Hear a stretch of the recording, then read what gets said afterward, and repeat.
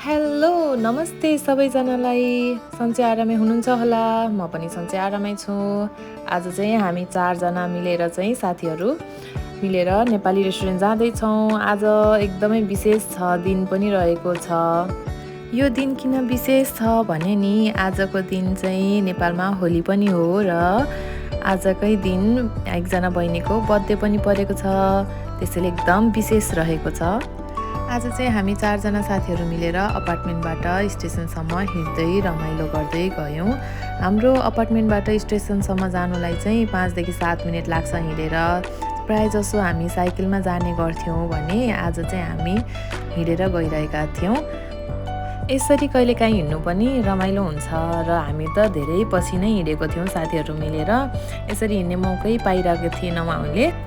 कहिले कसैको के नमिल्ने, कहिले कसैको के नमिल्ने यस्तै भइरहेको थियो। तर आज कोइन्सिडेन्टली 2 जनाको नाइट थियो भने 2 जनाको बिदा रहेको थियो। त्यसैले पनि आजको दिन मिलेको थियो हामीलाई यसो घुम्न, रमाइलो गर्न।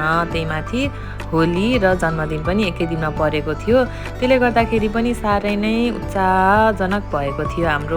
स्टेसनमा गएर हामी ट्रेन चढ्यौँ। ट्रेनमा 2 जना उता साइडमा बस्यौँ, बस्ने ठाउँ थिएन अनि 2 जना यता साइडमा बस्यौँ। ट्रेनबाट ओर्लिएपछि चाहिँ फोटो खिच्दैथ्यौँ। त्यही बेलामा पछाडिबाट आएका जापानिज भाइहरूले पनि पोज दिएर हामीलाई साथ दिएका थिए।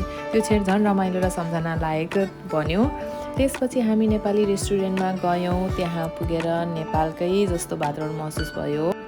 त्यहाँ जाँदा चाहिँ 3 देखि 5 बजेको समय चाहिँ उहाँहरूको ब्रेक टाइम भएको भएर बन्द हुने रहेछ। हामी ठ्याक्क 5 बज्न लागेपछि पुगेका थियौँ अनि कोही नदेखेर जान मिल्छ कि नै भनेर सोधेका पनि थियौँ। मिल्छ भनेर ढोका खोलिदिनु भयो त्यहाँको दाइले। त्यस पछाडि हामी भित्र गयौँ, अलिअलि फोटो सेसन गरिदियौँ। त्यस पछाडि खाना अर्डर गऱ्यौँ हामीले। खानामा चाहिँ हामीले त्यही त हो, हामीलाई जङ्क फुड बाहेक अरू केही मिठो लाग्दैन होइन। अनि अरू पनि धेरै चिजहरू थियो तर पनि मोमो चाहिँ मलाई एकदमै खान मन लागेको थियो। अनि त्यही अनुसार साथीलाई चाहिँ मोमो अर्डर गरौँ भनेर सबैजनालाई चाहिँ मोमो अर्डर गरेको थियो। त्यो चाहिँ यस्तो नेपालको जस्तो फिल लागेको थियो नि, एकदमै होइन धेरै पछि नेपालको फिल गरेर खाना खाएको थियौँ। खाना खाँदै हामी अलिअलि फोटोहरू भिडियोहरू बनाइरहेका थियौँ। मजाले आनन्दले खाना खायौँ। खाना जति मिठो थियो हाम्रो कुरा पनि त्यस्तै नै रमाइलो भइरहेको थियो, मिठो भइरहेको थियो। एकअर्कासँग कुरा गर्दै हाँस्दै रमाइलो गर्दै खाना खाएका थियौँ।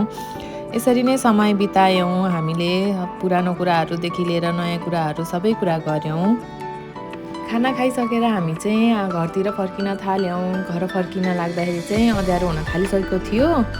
सायद जाडो महिना भएर होला। जाडो महिनामा चाहिँ प्रायःजसो चाँडै नै अँध्यारो हुन्छ। चिसो पनि निकै बढेको थियो तर पानी भने परेको थिएन।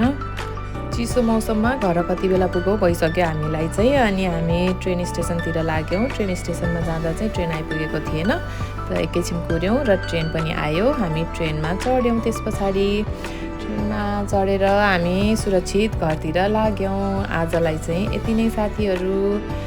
यो दिन चाहिँ साँच्चै नै धेरै रमाइलो र सम्झना लायक रह्यो साथीहरू। आजलाई यति नै, बाई बाई, सी यू।